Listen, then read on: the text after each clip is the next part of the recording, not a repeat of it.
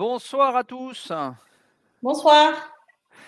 On est très heureux de vous accueillir pour ce nouveau Patrimo Live, qui va avoir une thématique, très intéressante et d'actualité. On avait fait déjà un 1er webinaire il y a 1 an, jour pour jour, donc ça devient une habitude. Donc on va animer, ce webinaire avec Ouda Selmouni, qui est notre responsable de l'ingénierie patrimoniale, au Centre du patrimoine. Donc au programme de ce webinaire, construction du revenu global, et puis, nous verrons donc comment on liquide l'impôt. Nous reviendrons également sur le calendrier fiscal. Je pense que ça intéressera tout le monde, même si tout le monde connaît les dates maintenant, je pense, puisque nous sommes le 12 mai.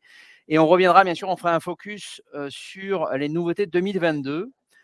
Donc, comme toutes nos précédentes interventions, je vous invite à être interactif. Je vous invite à nous poser des questions. On essaiera d'y répondre en live ou peut-être un petit peu en décalé. En tous les cas, on alternera avec Ouda pour répondre à toutes vos questions. Et n'hésitez pas donc à utiliser le chat pour bien formuler toutes vos demandes. On vous souhaite à tous donc un bon webinaire. On va commencer. La soirée va être dense. Moi, cette fin de journée va être dense.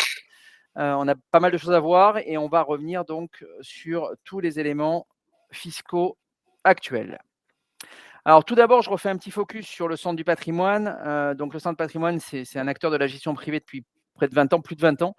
On a construit une relation unique et privilégiée avec tous nos clients. On les suit au quotidien, on les accompagne bien sûr au niveau fiscal.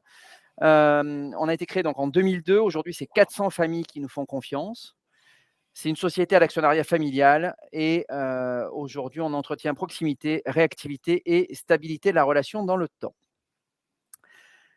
Alors, comme je vous l'ai dit en préambule, on va revenir donc sur la construction du revenu et les différents revenus catégoriels. On vous a également préparé un avis d'imposition factice pour que vous puissiez comprendre comment ça marche.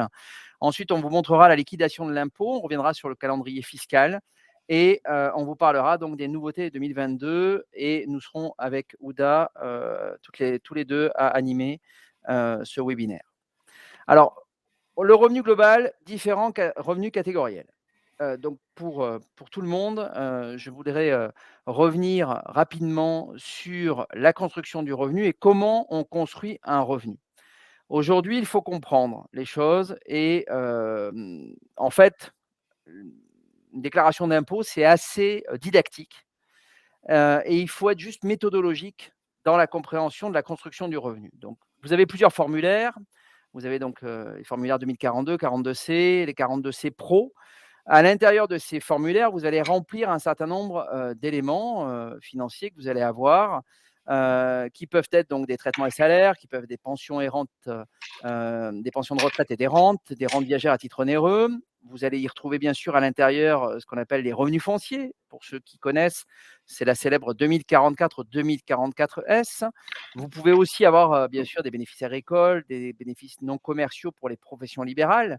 Le formulaire 2035. Vous pouvez également avoir des bénéfices industriels et commerciaux. Entre autres, on le retrouve dans les locations meublées. Nous y reviendrons juste après. Donc, l'ensemble de tous ces revenus vont être à intégrer dans les différents formulaires. Et en fait, c'est l'ensemble de chaque revenu catégoriel qu'il va falloir bien remplir pour après agréger le tout dans un formulaire qui reprend l'ensemble donc de vos revenus.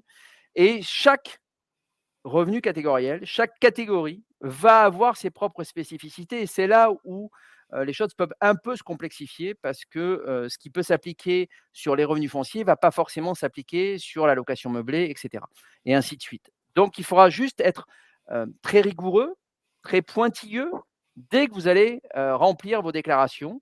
C'est grâce à cette rigueur et au fait que vous allez être pointilleux que vous allez réussir à bien comprendre comment se construit votre revenu et comment améliorer peut-être dans les années qui viennent la construction du revenu et peut-être optimiser cette déclaration. Alors, comme je l'ai dit en préambule, l'ensemble des revenus forment le revenu brut global. C'est-à-dire le revenu brut global, c'est le revenu brut non corrigé. Donc l'ensemble du revenu brut global, c'est l'ensemble des revenus salariés, pensions, retraite et rentes, les rentes viagères à titre onéreux, les autres revenus ou la location Pôle emploi, par exemple. C'est l'ensemble des revenus du patrimoine, donc les revenus fonciers, les RCM, donc revenus de capitaux mobiliers, les revenus de location meublée, et c'est également les revenus BIC, BNC, BA, donc bénéfices industriels et commerciaux, bénéfices non commerciaux et les bénéfices agricoles et les revenus de micro-entreprises, entre autres, pour ceux qui ont un statut d'auto-entrepreneur aujourd'hui. Ça rentre dans cette catégorie de revenus. Donc, c'est l'ensemble de ces revenus qui va constituer le revenu brut global. De là, une fois qu'on a fait le revenu brut global, on va construire le revenu net imposable qui va être en fait corrigé des charges déductibles. Alors, au niveau des charges déductibles, on y retrouve, entre autres, les frais réels ou l'abattement forfaitaire que vous connaissez tous, qui est l'abattement forfaitaire de 10%, qu'on a qui est calculé de manière automatique. Donc, parfois, il est plus intéressant de passer aux frais réels. Donc, il faut faire le calcul entre frais réels ou abattement forfaitaire pour les salariés, sachant que les frais réels sont plafonnés et l'abattement forfaitaire est plafonné, pour les salariés. Donc, il faut regarder quand même ce qui est le plus intéressant. Ensuite, on peut déduire également les pensions alimentaires dans certaines conditions avec certains plafonds. On peut également déduire les prestations compensatoires, les déficits et déficits globaux des années antérieures, les frais d'accueil pour personnes âgées de plus de 75 ans, par exemple, les cotisations retraite. Donc ça, on y reviendra. De plus en plus, aujourd'hui, de nos clients sont titulaires d'un plan d'épargne retraite. Donc, l'ensemble des cotisations qu'ils vont effectuer à l'intérieur d'un plan d'épargne retraite vont être déductibles du revenu brut global. Les retraites mutualistes de combattants, les charges foncières des immeubles historiques et assimilés, donc tous ceux qui ont aujourd'hui des monuments historiques peuvent déduire l'ensemble des charges foncières de leurs immeubles qu'ils vont avoir en détention. Ensuite, les arrérages de certaines rentes. La CSG qui est partiellement déductible, d'accord. Donc la CSG, je rappelle, c'est entre autres les 17,20 que vous payez chaque année sur les revenus du patrimoine. Eh bien, une partie de la CSG est partiellement déductible et vous la retrouvez, en fait, elle est reportée chaque année. Mais attention, ce n'est pas l'ensemble de la CSG qui est reportée. Donc, il faut bien vérifier que l'administration fiscale n'a pas omis d'intégrer une certaine partie de la CSG qui est déductible. Et abattements spéciaux pour personnes âgées. À partir du moment où j'ai construit mon revenu, je vais basculer dans la liquidation de l'impôt. Donc, pour calculer la liquidation de l'impôt, je vais utiliser le quotient familial, ça tout le monde, je pense, connaît. Donc, en fonction du nombre d'enfants que vous avez, ou si vous êtes marié, ou si vous êtes divorcé, ou si vous êtes veuf, en fonction du cas de figure dans lequel vous allez être, vous allez avoir en fait un nombre de parts qui vous est attribué, un nombre de parts de quotient familial. Et grâce à ça, ça vous permet de calculer automatiquement et d'avoir un plafonnement en fait de votre impôt en fonction du nombre de parts que vous allez avoir. Alors, on vous a remis le barème de l'impôt, bien sûr, actualisé cette année. Donc, comme vous pouvez le constater, il y a aujourd'hui une tranche à 0, une tranche à 11, une tranche à 30, une tranche à 41, une tranche à 45. Donc là, pour le coup, on vous a mis les revenus qui correspondent aux revenus avec une part. Donc, concrètement, quelqu'un qui est à 30%, il est entre 26 071 de revenus nets imposables et 74 545 € de revenus nets imposables. Je rappelle que ces tranches, et je le répète à chaque fois également en rendez-vous, donc on va juste le répéter ce soir, c'est juste pour vous dire que ces tranches, bien sûr, sont progressives. Ça marche comme les principes des vases communicants. Une fois que le vase est rempli du 11%, on passe au vase à 30. Ça sous-entend qu'aujourd'hui, si vous êtes dans une tranche où vous êtes prêt de basculer sur une nouvelle tranche, c'est tous les revenus supplémentaires qui vont se retrouver taxés dans la tranche supérieure. Donc ça peut être intéressant, par exemple, pour des revenus fonciers, hein, je prends l'exemple, d'avoir parfois de faire des travaux pour diminuer ce niveau de revenu net imposable et donc rester peut-être dans la tranche inférieure et ne pas basculer dans la tranche supérieure. Donc aujourd'hui, vous avez première tranche 0% jusqu'à 45%. Ça vous donne la base concrète à quel niveau vous pouvez être imposé sur votre dernier revenu. Les seuils d'imposition pour une personne seule, c'est 15 551 €. D'accord. Pour une part et demie, c'est 20 663. Pour deux parts, c'est 25 776 s'il est seul, mais c'est 29 016 s'il est marié ou pacsé. Deux parts et demie, c'est 30 888. Pour un couple marié pacsé, c'est 34 127. Et pour 3 parts, on est à 35 971 pour une personne seule et 39 240 pour un couple marié ou pacsé. Donc, mon impôt net à payer, il est calculé comment? Il est calculé à partir de l'impôt brut, d'accord? Donc l'impôt brut, il est calculé, à partir de mon revenu net imposable, de l'application du quotient familial. Ça me permet de connaître donc le montant de l'impôt et ensuite, je vais avoir donc un plafonnement des effets du quotient familial, ce que je viens de vous dire, une décote pour les revenus modestes et les réductions et crédits d'impôt. Donc ce qui va être important ce soir de bien comprendre, c'est que vous avez certains revenus, qu'il faut travailler sur le haut de l'imposition, d'accord? Sur le haut de la déclaration. Donc les revenus entre autres, fonciers par exemple ou les revenus, de location meublée se traitent en haut, c'est-à-dire se traitent directement sur le revenu. A contrario, si vous avez donc des réductions et des crédits d'impôt, ça s'applique directement sur le calcul de l'impôt que vous avez. Donc ça se traite en bas de la feuille d'imposition. On va y revenir juste après, quand on va vous montrer un avis d'imposition factice qui vous permettra de bien comprendre comment ça s'applique. À cela s'ajoute la CEHR, si vous y êtes redevable, la contribution sur les hauts revenus. Et ensuite, reprise de réduction de crédit d'impôt antérieur s'il y a eu des reprises à faire en fonction, si vous avez déclaré des réductions d'impôt que vous n'auriez pas dû ou par exemple une revente d'un produit immobilier sur lequel vous aviez des avantages fiscaux qui vous permettaient d'avoir une réduction d'impôt, eh bien, vous pouvez avoir une reprise de ces réductions à cet endroit-là. Donc, l'impôt n'est pas payé lorsque le montant est inférieur à 61 €. Il s'agit du montant après décote et réduction d'impôt, mais avant application d'éventuels crédits d'impôt. Je rappelle que la différence entre réduction et crédit d'impôt, réduction d'impôt s'applique donc la réduction d'impôt s'applique sur l'impôt et si la réduction est trop importante par rapport à l'impôt payé, la réduction peut être perdue. Il faut faire attention, certaines réductions peuvent parfois s'étaler, d'accord? Mais souvent elle est perdue, alors que le crédit d'impôt, on vous remet un chèque ou un virement, excusez-moi, je suis encore dans l'ancien temps. On vous remet en fait, un virement, de trop perçu, et donc vous pouvez, avoir, dans le cadre d'un crédit d'impôt et bien finalement une restitution de l'administration fiscale.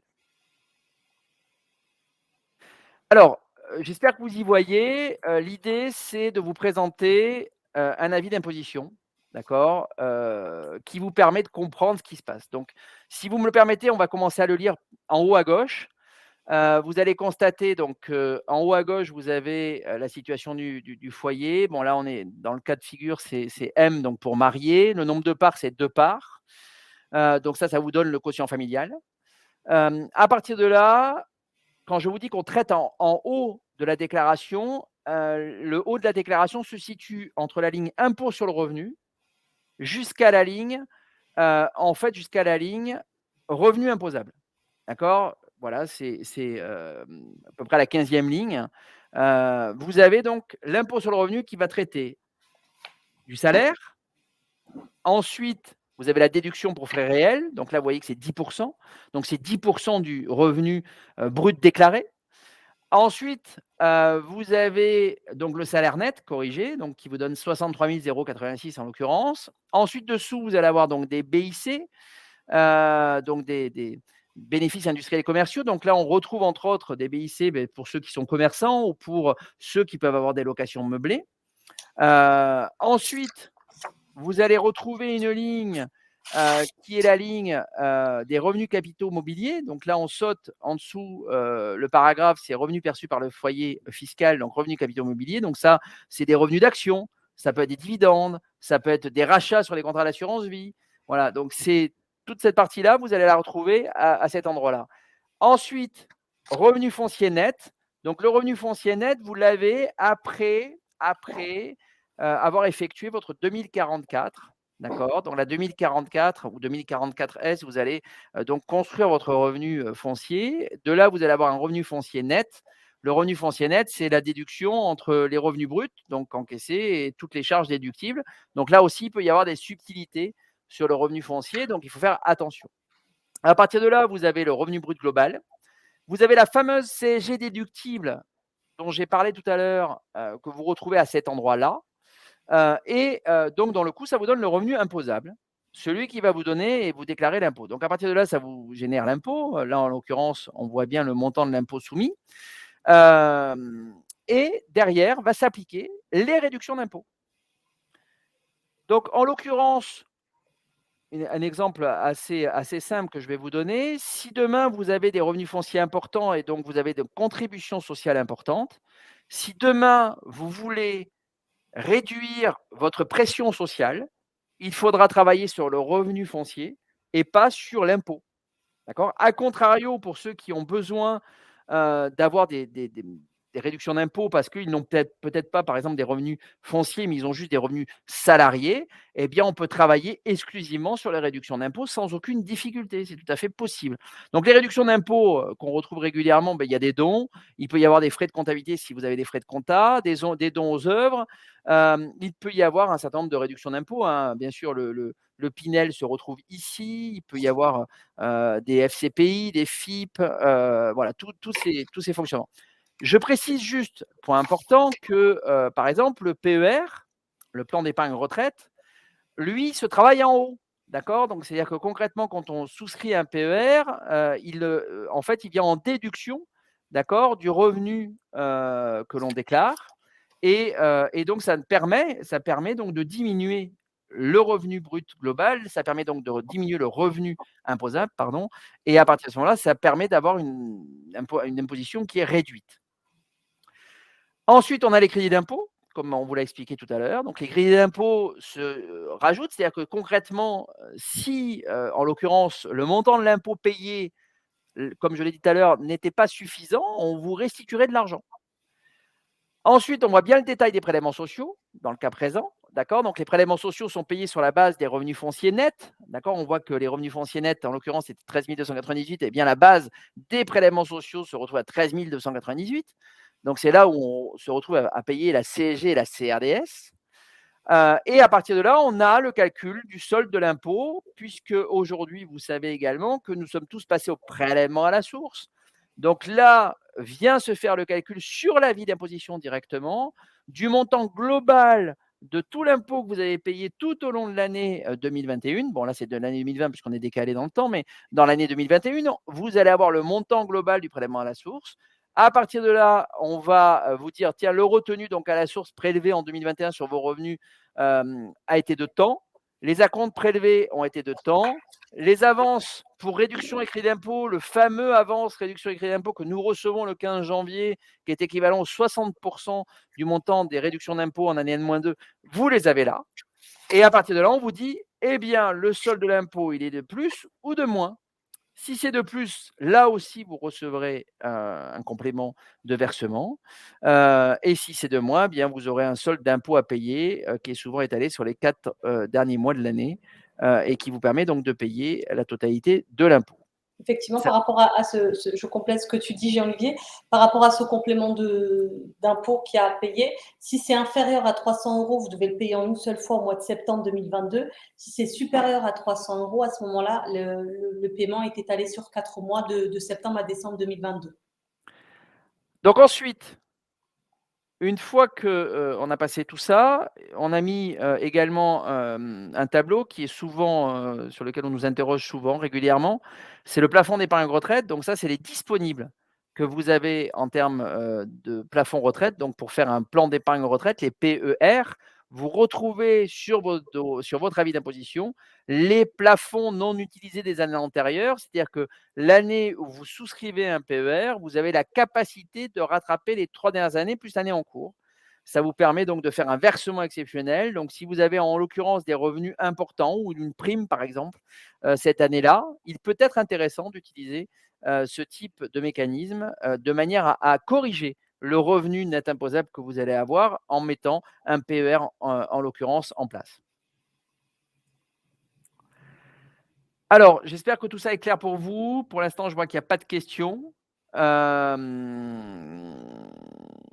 N'hésitez pas à en poser en tous les cas si vous en avez, et on y répondra. Donc, point important sur la déclaration de revenus, et ça c'est même primordial.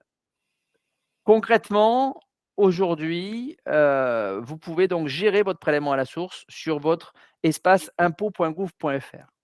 Deuxièmement, si vous avez fait des erreurs, vous avez la possibilité de corriger votre déclaration, d'accord? Jusqu'à la fin de l'année, en fait, d'accord? Donc concrètement, il ne faut pas vous stresser en tant que tel. Vous pouvez même y revenir, hein, pendant la période de déclaration. Alors bien évidemment, il faut que la déclaration soit faite, il faut que le dépôt de la déclaration soit acquise, aux dates qu'impose, l'administration fiscale. Mais si vous avez fait des erreurs, vous avez tout à fait la possibilité de faire des corrections sur l'année en cours. Et après, bien évidemment, on a la capacité de faire des déclarations rectificatives, mais là, c'est un process un petit peu différent et un peu plus long. Mais sur l'année en cours, vous avez là, en tous les cas, la possibilité sur votre espace impôts.gouv.fr de gérer votre prélèvement à la source et également donc de corriger vos déclarations si vous aviez fait des erreurs ou si vous aviez oublié des éléments que vous voulez rajouter. Alors avant de rentrer dans le calendrier fiscal, je voulais juste, vous poser, donc une question pour le coup. Je vais demander, à Hélène qui est pas présente, ce soir sur la scène, mais qui, va soumettre donc le vote. Heu, hop, donc on va publier le sondage. Hop. Donc est-ce que vous connaissez donc maintenant la différence entre réduction, déduction et crédit d'impôt? Est-ce que c'est clair pour tout le monde ou est-ce que vous désirez que j'y revienne? Ah, alors pour le coup, bon, la majorité, la grande majorité, connaissent la différence, mais je vais y revenir quand même rapidement puisque je vois qu'il y a des réponses, négatives. Alors, j'y reviens rapidement. Différence entre réduction On prend l'avis d'impôt, ouais, voilà. exactement, réduction, déduction et crédit d'impôt. Donc, la partie, déduction, quand on l'appelle déduction, c'est une déduction du revenu, d'accord? C'est un abus de langage quand on dit que c'est une déduction d'impôt. On fait une déduction de revenus qui, par nature, va corriger donc le revenu imposable et dans le coup, va minorer, d'accord, le montant de l'imposition. Vous voyez les choses assez simplement. Voilà une déduction sur l'avis d'imposition. Là, vous voyez salaire 70 000 €, déduction 10 aux frais réels 7 000 €. Donc, vous avez un salaire net imposable de 63 000 € en l'occurrence. Donc, c'est grâce à la déduction de 10 que vous avez minoré votre revenu imposable qui était en revenu brut de 70 000 et qui là est passé à 63 000 et c'est grâce à cela que vous avez donc payé moins d'impôts. De la même manière, ce que j'ai expliqué tout à l'heure, dans les déductions, par exemple, vous pouvez avoir des plans d'épargne retraite, les PER. Si demain vous versez, là en l'occurrence 5 000 €, puisque 5 000 € rentrent dans le cadre possible du plafond fiscal autorisé par l'administration, si vous versez 5 000 €, eh bien, au lieu d'avoir 63 000 € de revenus, vous n'en aurez plus que 58. Et donc, grâce à cela, vous aurez diminué, là, une fois de plus, votre montant d'imposition et donc votre impôt. Donc ça, j'espère que c'est clair. Les déductions se travaillent en haut de la feuille et se travaillent sur le revenu et non pas sur l'impôt. Ensuite, vous avez les réductions et crédits d'impôt. D'accord? Là, pour le coup, si vous regardez cette feuille d'imposition, vous les retrouvez en bas de la feuille, hein, c'est marqué, il y a 2 en-tête, réduction d'impôt et crédit d'impôt imputation qui est juste en dessous.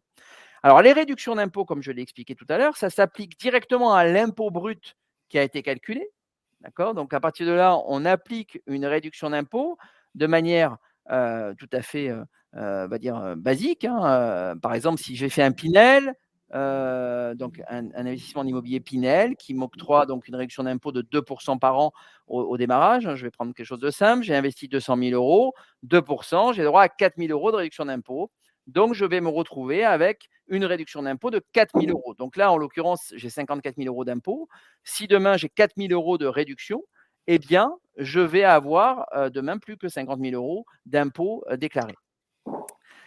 A contrario, si, j'avais, imaginons une feuille d'imposition sur laquelle j'ai 3 000 € d'impôts et que j'ai fait une réduction d'impôt de 4 000, eh bien, les 4 000 € en l'occurrence, le plafond serait donc de 3 000, et les 1 000 €, pour la petite particularité sur le Pinel, seraient reportables pendant 6 ans, mais il peut arriver qu'il y ait des réductions d'impôts qui soient perdues. Donc attention, en fonction de la thématique, d'investissement ou en fonction de la réduction d'impôt que vous utilisez, attention, il peut y avoir des réductions d'impôts que vous perdez. Donc pour éviter, ce problème-là, il est important quand même que vous recalculiez précisément l'impôt que vous allez avoir. Le crédit d'impôt, lui, pour le coup, c'est si vous avez dépassé le montant de l'impôt, donc mon exemple de tout à l'heure, je vais le reprendre. Alors pas le Pinel parce que c'est pas un crédit d'impôt, mais si vous avez demain une réduction d'impôt en crédit d'impôt, par exemple des gardes du moins des personnels domicile à domicile, vous avez, donc utilisé ou les gardes d'enfants, vous avez donc utilisé 4 000 € d'impôt et du moins de crédit d'impôt et vous aviez que 3 000 € d'impôt. Eh bien, on va vous restituer 1 000 €. 1 000 €, l'administration fiscale va vous restituer 1 000 € puisqu'en fait, dans son calcul, le crédit d'impôt, si la réduction d'impôt au titre du crédit d'impôt est trop importante par rapport à l'impôt payé, vous avez une restitution qui est faite. Donc j'espère que les choses sont claires. Un dernier point que je n'ai pas précisé, mais il y a aussi le plafond des niches fiscales. Ça, on n'en a pas parlé, mais inutile de vous dire qu'il faut quand même que vous regardiez à chaque fois que vous faites des opérations, qui touchent la réduction d'impôt.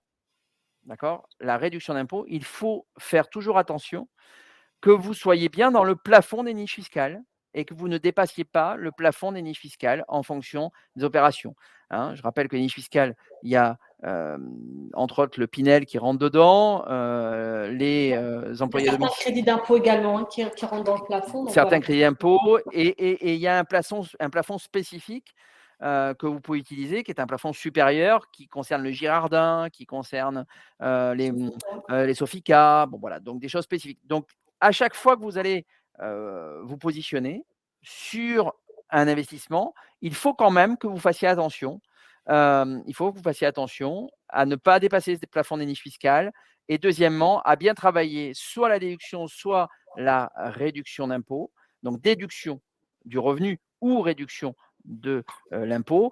Et le dernier point que j'ai envie de vous préciser, c'est que l'avantage de tout ce que vous allez faire en déduction, tout ce que vous allez faire en déduction, que ça soit du plan d'épargne retraite, dans la limite, bien sûr, des plafonds fiscaux autorisés, ce que vous allez faire sur les revenus fonciers, vous n'avez aucun plafond de déduction, en fait. D'accord? Non, aucun plafond sauf dans la limite qui va être octroyée, par exemple, sur un PER où c'est 10 du revenu net imposable après, donc c'est après les 10 en l'occurrence.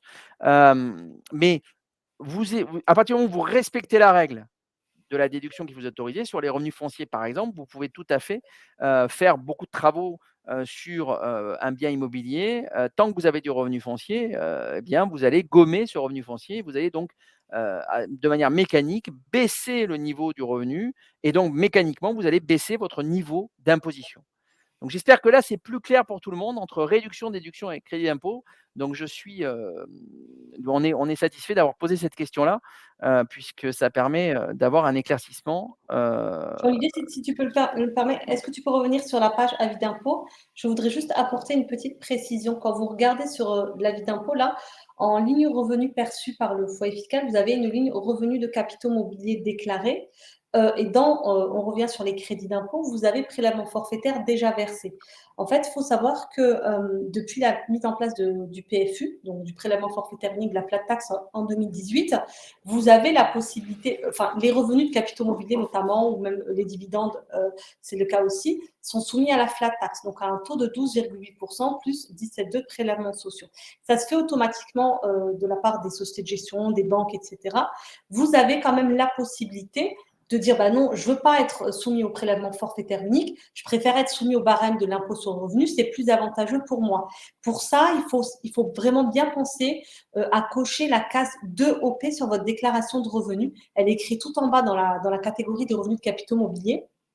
Parce que le gouvernement notamment avait constaté qu'il y avait plus de 8 millions de foyers sur les déclarations précédentes qui avaient intérêt à opter pour le barème progressif de l'IR à la place du PFU et qui n'ont pas coché cette case 2OP. Donc, à partir de là, ils ont essayé de corriger le tir. Donc, pour cette année, normalement, si tout fonctionne bien sur l'outil de la déclaration en ligne, vous serez alerté, c'est-à-dire que si l'administration fiscale considère que vous n'avez pas coché la case 2OP et que c'est plus avantageux pour vous, vous aurez aurez une alerte en vous disant attention, il faut peut-être penser à cocher la case de OP ou à la décocher si elle avait été cochée. Parce que si l'année dernière, vous aviez eu des dividendes ou des revenus de capitaux mobiliers et que vous aviez décidé de les soumettre au barème de l'IR et que cette année, finalement, c'est plus avantageux pour vous, le PFU, sur votre déclaration en ligne, elle sera pré-cochée. Si vous l'avez cochée l'année dernière, elle sera automatiquement pré-cochée. Donc, si c'est plus avantageux cette année pour vous d'être à la flat tax, il faut penser à la décocher. Donc, voilà, il faudra faire juste attention à ça.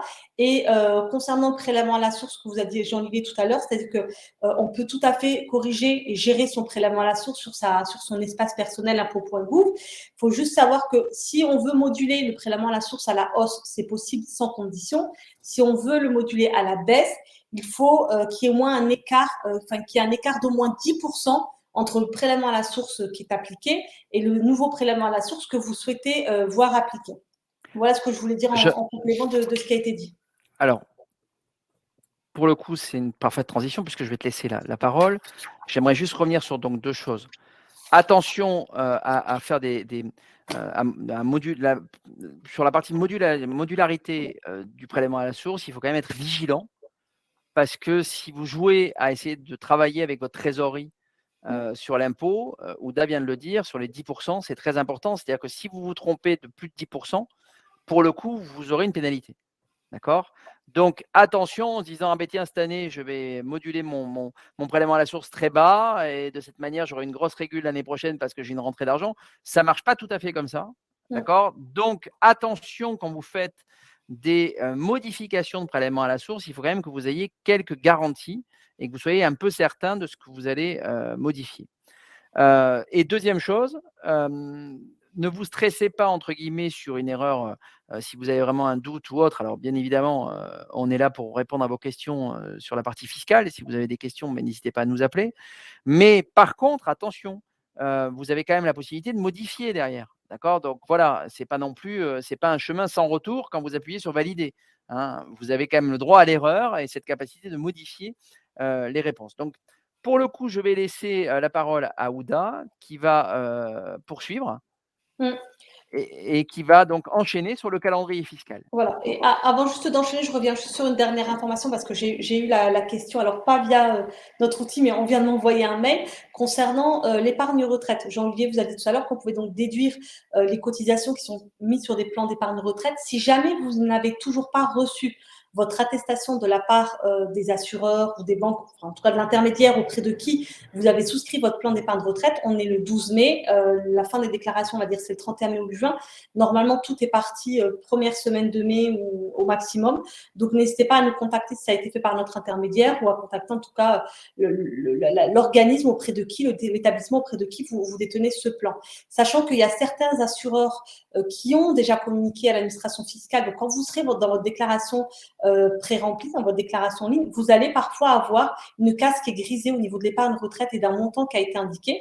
Parce qu'il y a certains organismes qui communiquent à l'administration fiscale le montant des cotisations et d'autres non. Et donc, si vous n'arrivez pas, parce qu'on a déjà eu le cas très souvent, que ce soit l'année dernière ou même encore cette année, à modifier, imaginons qu'il y a un organisme qui est communiqué et pas l'autre, il faut forcer en fait, parce que vous allez avoir la case grisée. En gros, on vous dit, vous pouvez pas modifier cette case, donc il faut forcer l'accès ou sortir de votre espace et revenir, parce que vu le nombre de personnes qui se connectent, le site des impôts bug parfois. Il faut bien revenir dessus et surtout forcer pour pouvoir indiquer le montant global des cotisations d'épargne retraite, tout contrat confondu. Voilà. Mais en tout cas, si ça a été fait par notre intermédiaire, n'hésitez pas à nous contacter pour qu'on vous communique les attestations fiscales qui normalement ont toutes été établies et envoyées aux clients. On passe effectivement au calendrier fiscal. Donc nous, on est à Toulouse, donc on a jusqu'au 31 mai pour faire notre déclaration en ligne. La déclaration papier, normalement, devait être déposée dans la date limite du 19 mai. Le gouvernement a communiqué aujourd'hui une nouvelle deadline qui est le 31 mai. Alors 31 mai on l'a corrigé parce qu'on l'a su juste un peu avant le début du webinaire, 31 mai version papier, mais pas pour les résidents français à l'étranger. Donc, ceux-là continueront à avoir, comme pour les non-résidents, une deadline au 24 mai. Pendant la période de déclaration, ce que vous a dit Jean-Olivier, c'est que même si vous la signez, tant qu'on est dans cette limite de période de déclaration définie par votre département, on peut effectuer autant de déclarations qu'on veut. C'est-à-dire que même si on l'a signé, finalement, on a oublié de faire quelque chose, on peut tout à fait revenir dessus et la corriger autant de fois qu'on le souhaite. Une fois on a reçu son avis d'imposition, donc on a fini cette période-là, on attend son avis d'impôt. Là aussi, si on a une erreur, pas de panique, on pourra de nouveau modifier ou corriger la déclaration en ligne. En général, l'administration fiscale ouvre l'accès à partir de mi-août jusqu'à mi-décembre, où on aura la possibilité de revenir sur son espace personnel et de dire qu'on souhaite corriger sa déclaration en ligne. Donc là aussi, si vous avez, parfois les experts comptables n'envoient pas les documents, parfois il nous manque une attestation, on a oublié quelque chose, on a oublié les frais de jardinage, etc. Pas de panique, on attend son avis d'impôt, on attend mi-août et on revient corriger sa déclaration en ligne, on reçoit un nouvel avis d'imposition sans souci. Passer ce délai-là, c'est-à-dire passer mi-décembre, imaginons que l'année prochaine, on constate qu'il y a une grosse erreur sur votre avis d'impôt, on peut à ce moment-là faire une déclaration rectificative, mais à ce moment-là, on prend le formulaire papier et on l'envoie via sa messagerie sécurisée sur l'espace personnel impôt.gouv. Il y avait eu un changement l'année dernière, ce qu'on appelle la déclaration automatique. La déclaration automatique, c'est l'administration fiscale qui, par exemple, si vous n'avez que des salaires, vous n'avez rien d'autre, pas de revenus fonciers, pas de BIC, pas de BNC, l'administration fiscale va faire une déclaration automatique, c'est-à-dire qu'on va considérer que vous avez déjà signé votre déclaration en ligne, mais en revanche, voilà, vous n'avez aucune démarche à faire, sauf si vous avez des crédits d'impôt ou des réductions d'impôt ou autres à corriger. À ce moment-là, vous pouvez revenir et dire corriger ma déclaration automatique. On va faire un petit topo rapide sur les nouveautés de 2022. Alors, il n'y a pas eu de grandes nouveautés par rapport à ce qu'on avait pu voir l'année dernière au niveau de l'administration. Avant d'attaquer, puisque donc on va voir que l'allocation télétravail a été prolongée sur 2021 compte tenu de la situation Covid qui s'est poursuivie. On va voir également le dispositif d'exonération des plus-values. On va voir également comment on fait pour opter pour le régime réel quand on est en bénéfice industriel et commercial ou en bénéfice non commercial. Les dispositifs de défiscalisation type capital PME, Madelin et autres, et les dernières petites nouveautés qui peuvent vous concerner, on va dire des petits trucs et astuces. Avant ça, je vais vous publier un petit sondage.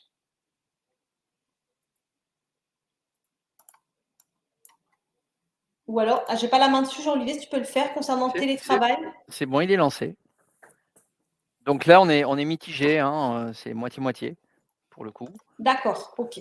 Donc, on va regarder justement si vous avez fait… Il y a un peu de télétravail quand même. Il y en a. Bon, oui, je vois ça effectivement. Donc, si effectivement vous avez fait du télétravail en 2021, c'est ce qu'on va voir là maintenant peut tout à fait vous concerner. Donc, comme vous savez, hein, la situation sanitaire en 2021 a conduit à prolonger le recours massif au télétravail à domicile. Donc, il y a encore un certain nombre de salariés qui ont dû parfois engager des frais professionnels rendus nécessaires pour l'organisation de leur travail. Donc, on avait l'administration fiscale, enfin le gouvernement avait mis en place un traitement fiscal de ces frais professionnels liés au télétravail en 2020. Donc, ça se prolonge en 2021. Alors, comment on fait pour savoir si on est concerné ou pas? Déjà, il faut avoir effectué du télétravail et à ce titre avoir engagé des frais professionnels. À ce moment-là, oui, vous êtes concerné. Vous êtes aussi concerné si vous avez perçu de la part de votre employeur une allocation destinée justement à couvrir ces frais de télétravail. Donc, en quoi consistent ces mesures qui ont été mises en œuvre pour 2021? Donc, vous avez engagé des frais professionnels de télétravail à domicile, mais vous n'avez pas perçu d'allocation pour frais de télétravail à domicile.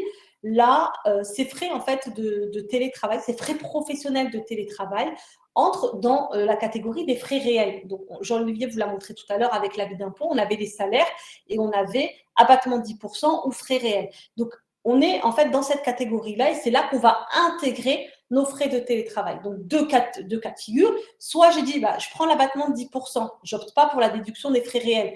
À ce moment-là, les frais de télétravail entrent dans cet abattement de 10%, vous n'avez rien à déclarer.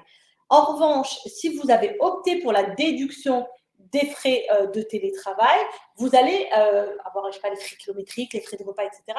Vous allez pouvoir ajouter vos frais professionnels de télétravail à ces frais réels.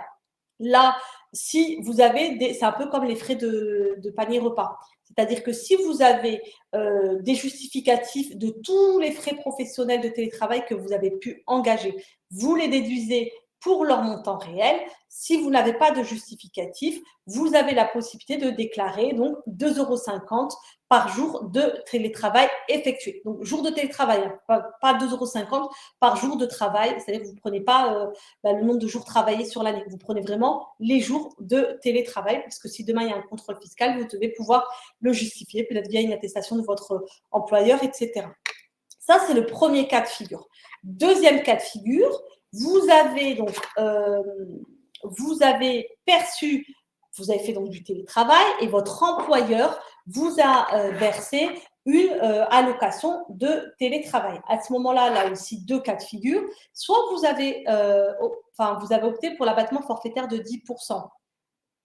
Et donc, vous n'avez pas utilisé les frais réels. À ce moment-là, l'allocation pour frais de télétravail est exonérée d'impôt sur le revenu. On ne considère pas ça comme un salaire. Donc là aussi, il faudra bien faire attention sur votre déclaration en ligne, à bien regarder le revenu imposable et bien vérifier que l'administration fiscale n'a pas pris en compte cette allocation de télétravail, n'a pas été incluse en fait dans votre salaire imposable qui a été pré-rempli par l'administration fiscale. Donc ça, pour faire la vérification, vous prenez vos avis d'imposition. Donc, à ce moment-là, si vous avez opté pour l'abattement de 10% et pas pour les frais réels, votre allocation de télétravail, elle est exonérée, vous n'avez rien à faire, vous avez l'abattement de 10% sur votre salaire. Si vous avez opté pour la déduction des frais réels, l'allocation de télétravail que vous avez perçue, là aussi, elle est exonérée, vous ne la déclarez pas. En revanche, vous ne pouvez pas déduire les frais de télétravail avec les frais réels, en fait, parce que justement, vous avez touché une indemnisation de la part de votre employeur. Cette indemnisation est exonérée par l'administration fiscale. Vous ne pouvez pas avoir, en fait, et une exonération de l'allocation de télétravail et une déduction des frais réels. Ça se compense pas. Enfin, on peut pas cumuler les deux, pardon. Voilà ce que vous pouvez dire. Mais en tout cas, l'allocation de télétravail, quel que soit le cas que vous prenez, frais réels ou abattement de 10%, elle est exonérée dans tous les cas. Sauf que dans un cas, il faudra, elle ne sera pas déductible dans ce cas-là. Ça, c'était pour les frais réels. Concernant donc maintenant le micro-BIC et le micro-BNC, comment on fait pour opter pour le régime réel? Donc, vous savez que l'option pour le régime donc, lorsque vous avez un résultat, qu'on soit en BIC ou en BNC, donc bénéfice industriel et commercial, bénéfice non commercial, vous avez des plafonds pour pouvoir ou pas opter pour le régime, pour être au régime du micro, BIC ou du micro BNC. Donc, si on est dans une activité commerciale de vente, si on a une chambre d'hôtes, si vous avez une activité de meublé de tourisme, vous avez le droit d'être au micro BIC si les recettes de l'année ne dépassent pas 176 200 €. Si c'est de la location meublée ou des prestations de services que vous exercez, à ce moment-là, vous pouvez être au régime du micro-BIC si vos recettes ne dépassent pas 72 600 €. Et là, votre abattement, il est de 50%. Dans le premier cas, il était de 71%.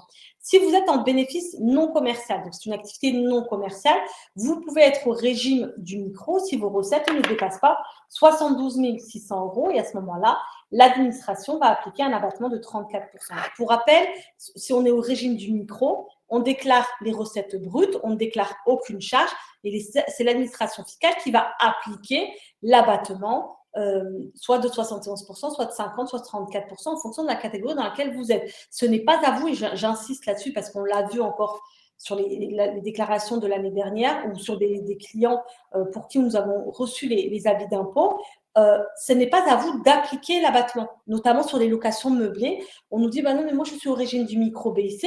Et en fait, quand on prend les factures de loyer, par exemple, et ce qui a été déclaré, on s'aperçoit que le client a lui-même appliqué l'abattement et donc l'administration vient encore appliquer l'abattement. Donc, au final, ça, c'est pas possible. Vous devez simplement déclarer, si vous décidez d'être au régime du micro, vous déclarez le montant brut et c'est l'administration fiscale qui vient déclarer, qui vient appliquer l'abattement.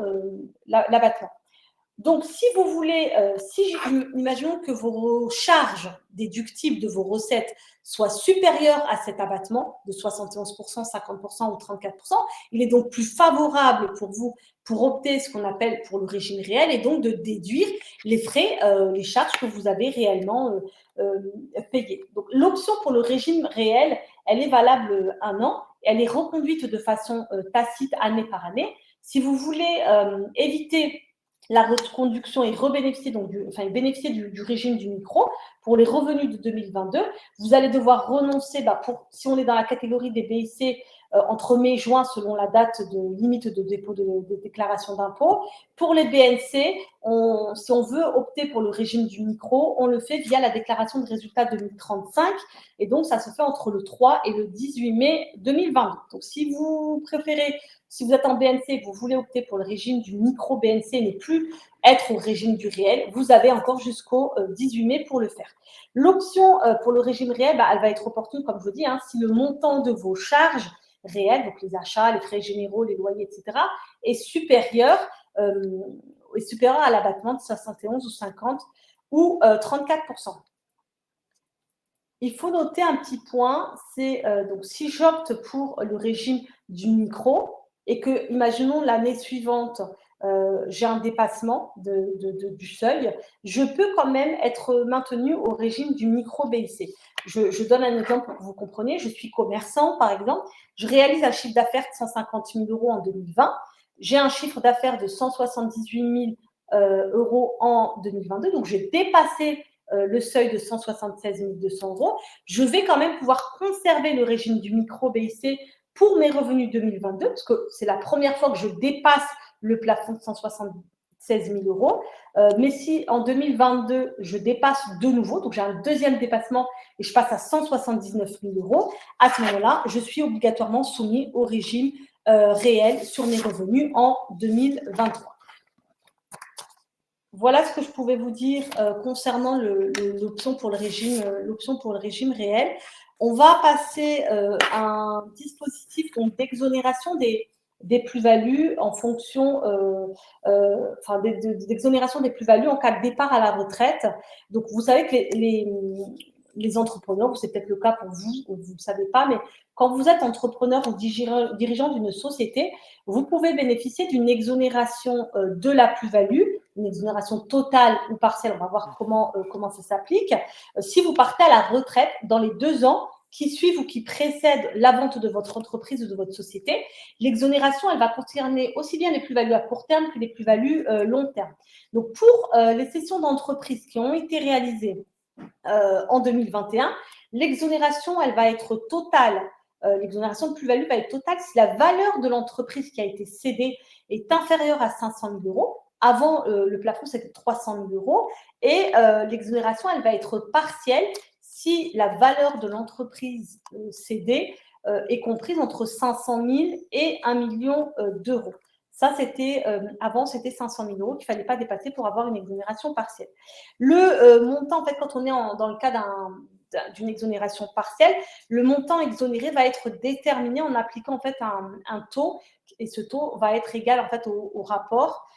Au rapport au numérateur, on prend la différence entre le montant des 1 million d'euros et la valeur des titres transmis, et au dénominateur, on prend le montant de 500 000 euros. Donc, on fait un ratio en fait, et on regarde quel est le taux d'exonération partielle.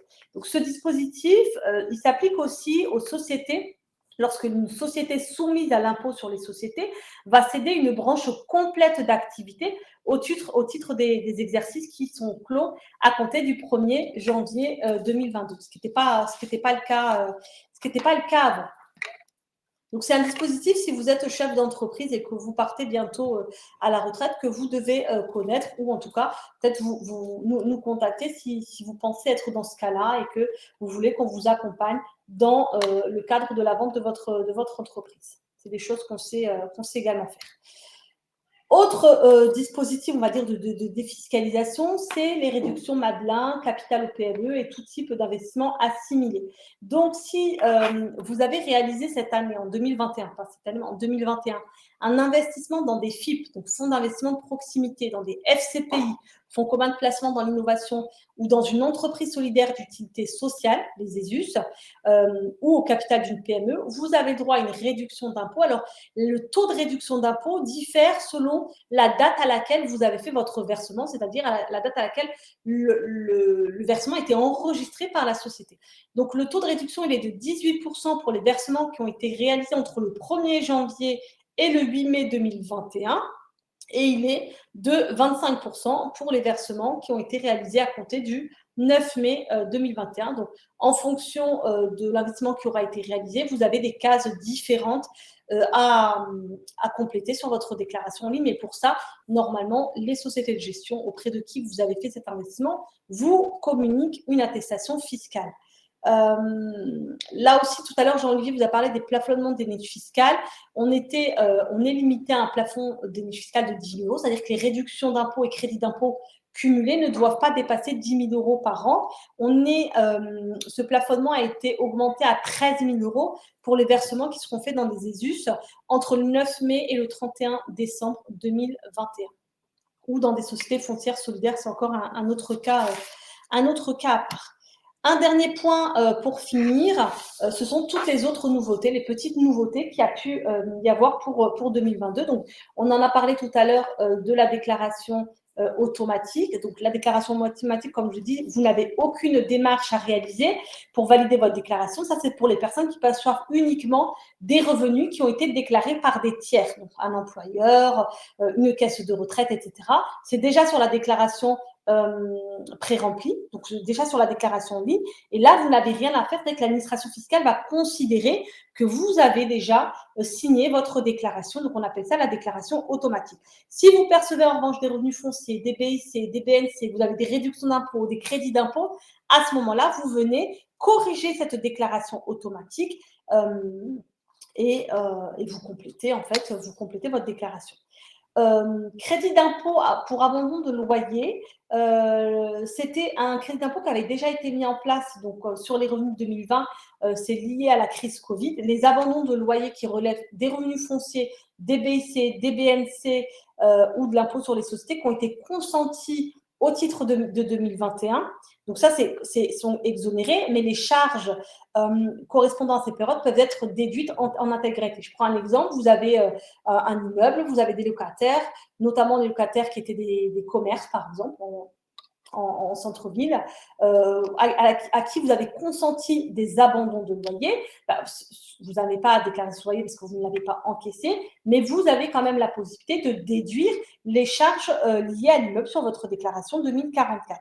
Les abandons de loyer qui ont été consentis en 2021 pour le mois de novembre 2020 ouvrent également droit à un crédit d'impôt que vous devez toujours déclarer en case 7LS de votre déclaration 2042.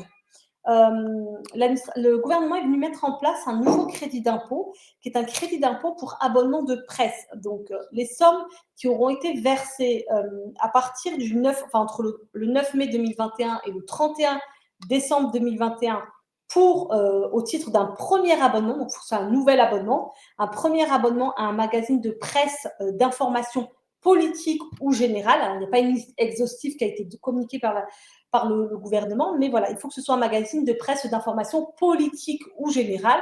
À ce moment-là, les cotisations que vous avez versées au titre de premier abonnement ouvrent droit à un crédit d'impôt de 30% au titre des revenus 2021. On prend en compte en fait le montant TTC qu'on a payé. Vous avez également l'exonération de la prime PEPA. Donc, la prime PEPA, c'est la prime exceptionnelle de pouvoir d'achat. Donc, ça, c'est les entreprises qui peuvent verser à leur employé une prime exonérée d'IR et de cotisation sociale. Cette prime, elle est exonérée jusqu'à 1 000 euros si l'entreprise compte 50 salariés ou plus, et si elle n'a pas mis en place d'accord d'intéressement. Et cette prime, elle peut être exonérée jusqu'à 2 000 euros si l'entreprise compte moins de 50 salariés, si elle a mis en œuvre un accord d'intéressement ou voilà, un accord de branche d'entreprise qui prévoit la valorisation du métier des salariés, etc.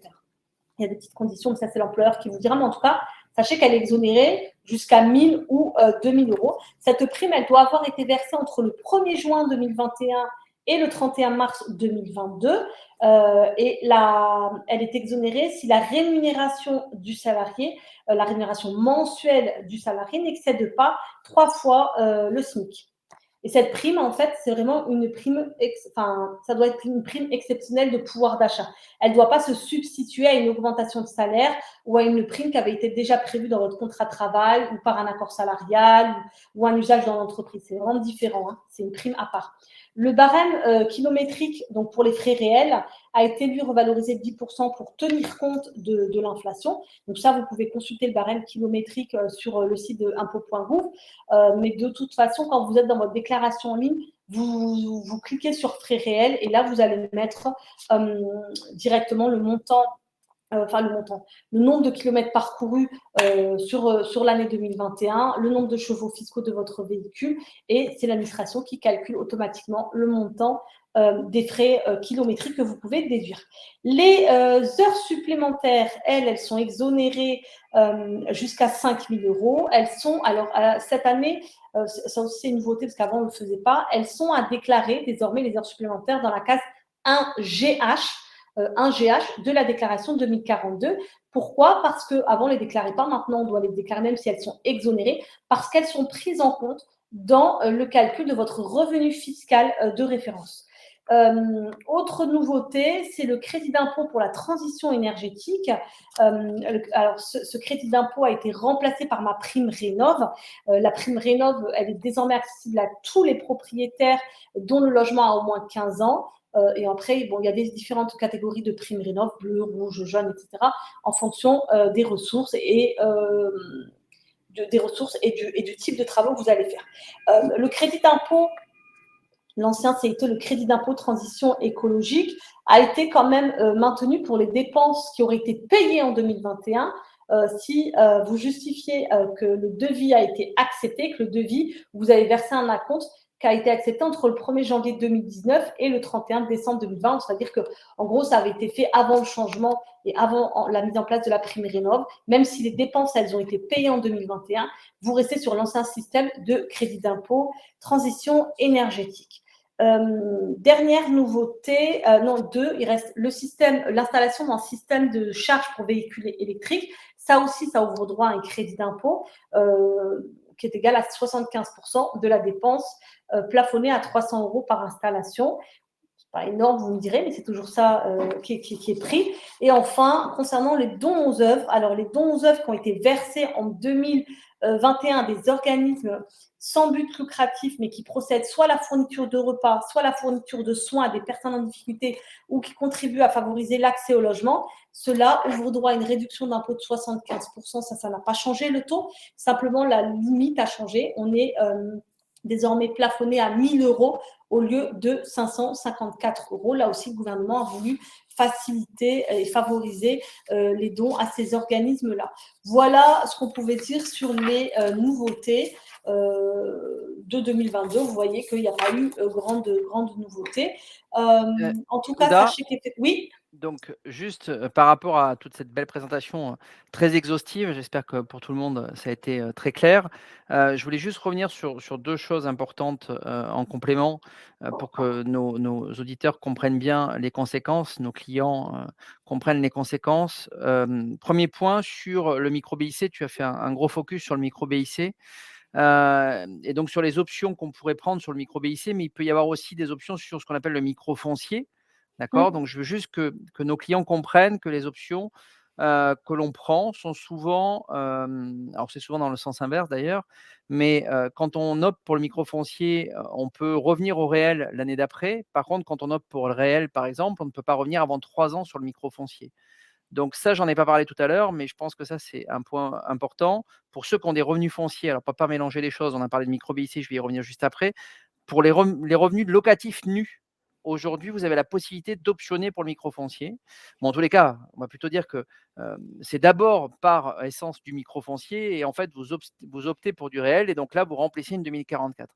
Attention à bien regarder s'il y a un intérêt à passer au réel ou pas, même si vous faites des travaux. Attention à bien regarder que les travaux que vous faites l'année N, sur 3 ans glissants, vont être intéressants à opter pour le réel. Sinon, vous restez au microfoncier. Le microfoncier, je rappelle que ça vous donne un abattement de 30% sur vos recettes brutes.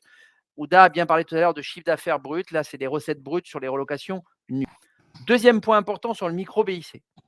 Sur le micro-BIC, là aussi, c'est important. Il faut comprendre que dans le cadre de les locations meublées, par exemple, pour ceux qui vont opter pour le régime réel, ils vont avoir droit à ce qu'on appelle à amortir le bien immobilier. D'accord, ils vont pouvoir amortir le bien immobilier. Si demain vous êtes au micro-BIC pendant un certain nombre d'années, et si on considère que l'amortissement du bien immobilier va se faire sur 20, 25, 30, 35 ans, c'est souvent les durées usuelles que nous utilisons. C'est l'expert comptable qui le fait, hein, c'est pas nous. Je rappelle que toutes les déclarations qui sont faites en BIC réel doivent être faites par un expert comptable. Donc, l'amortissement qui est pratiqué va vous permettre donc d'imputer une charge dans votre bilan comptable et donc de réduire le résultat que vous allez déclarer au niveau fiscal. Je rappelle que quand on opte pour un micro-BIC, si par exemple demain vous optez pour 10 ans, pendant 10 ans du micro-BIC et que finalement vous basculez au réel 10 ans plus tard et que ça fait donc 10 ans que vous conservez le bien, ben, si on avait une durée usuelle de 35 ans d'amortissement, eh bien en fait vous n'aurez plus que 25 35e de durée usuelle d'amortissement. Donc là aussi c'est pareil, quand vous faites du micro-BIC, comme pour le microfoncier, il faut quand même regarder les impacts que ça a, parce que souvent on se simplifie la vie en disant tiens, je vais être au micro, c'est plus simple, au moins je ne me tracasse pas l'esprit. Mais ça a des conséquences fiscales et financières qui peuvent être importantes. Donc ça, c'est important de vous rapprocher d'un professionnel du chiffre, pour le coup, ou de nous, pour voir s'il y a un intérêt ou pas de pratiquer une option pour le réel, ou est-ce qu'il vaut mieux rester sur le micro BIC ou foncier. Dernier point, une question qui peut intéresser tout le monde puisqu'elle nous a été posée. Oui, c'est vrai qu'on arrondit à l'euro supérieur ou inférieur, mais c'est vrai dans tous les cas de figure. Donc, si demain vous avez arrondi sur l'euro inférieur et que vous êtes en moins-value pour la question qui nous a été posée, oui, c'est vrai que demain la moins-value peut être perdue, entre guillemets, le pouillème de l'arrondissement, ça peut être important, hein, mais ça peut être perdu. Ouda, tu confirmes, Oui, de principe de l'administration fiscale, c'est on arrondit à l'euro le plus proche heu, supérieur ou inférieur. Donc des fois, ça peut être favorable pour vous, des fois, ça peut être défavorable pour c'est vous. ça.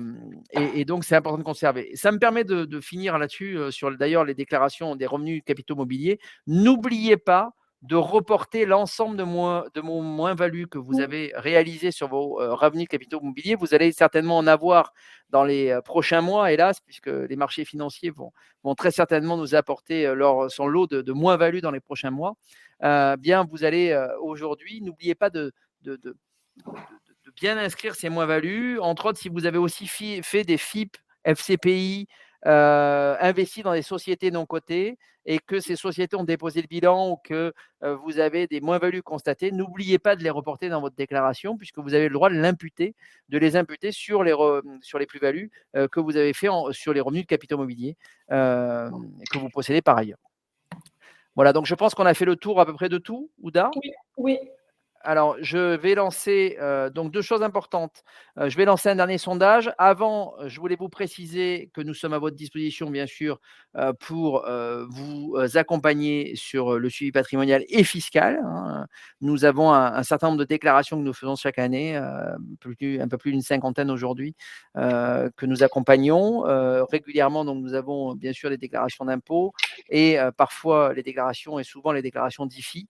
Donc, nous accompagnons nos clients. Je rappelle également que nous ne faisons pas les bilans comptables. Les bilans BIC doivent être faits par des experts comptables, mais bien évidemment, on travaille en permanence avec les experts comptables pour accompagner nos clients sur les options qu'ils doivent prendre en fonction de tel ou tel choix et conditions. On se rapproche donc des hommes du chiffre. Donc, je lance un dernier sondage pour le coup qui est est-ce que ce webinaire, le format du webinaire vous a convenu, hein, c'est la traditionnelle question avant de vous laisser. Donc, Voilà, on vient de le lancer. On attend vos retours. Ah,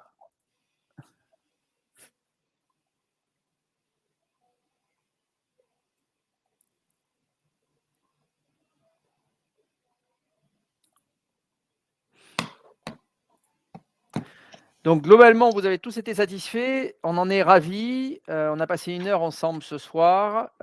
Donc ce Patrimo Live, est terminé. N'oubliez pas que vous avez notre chaîne YouTube. Ce webinaire donc sera mis sur la chaîne YouTube d'ici, quelques jours. Qu'on est à votre disposition. N'oubliez pas de vous abonner à nos pages Facebook, LinkedIn pour nous suivre. Ça vous permettra d'avoir toutes les infos, en temps réel. On publie pas mal. Et puis pour ceux qui l'ont pas vu, allez voir notre site internet. Là aussi, c'est pareil. Les actualités, le blog, c'est en train de s'enrichir au fur et à mesure. N'hésitez pas à nous solliciter. On est à votre disposition. On vous dit à très vite. La prochaine étape, c'est un live Parlons que nous lancerons d'ici quelques semaines. Et bien sûr, on vous conviera et on vous proposera de nous rejoindre. Je vois qu'il y a encore une question. Non, ça revient au même, effectivement. D'accord. Si à un moment donné la moins-value est importante et qu'on peut pas arrondir, il vaut mieux peut-être voir avec l'administration fiscale pour voir comment on peut le prendre en compte. Soit il faut le forcer sur la 2074, mais on va avoir un peu de mal. Effectivement. Bon, en tous les cas, on vous dit à bientôt et on vous souhaite une très belle soirée et merci d'avoir été Merci pour aussi votre attentifs participation, votre présence. Ouais. et aussi nombreux ce soir. Merci beaucoup en tous les cas. Merci, à bientôt. Au revoir. Merci, à bientôt, au revoir.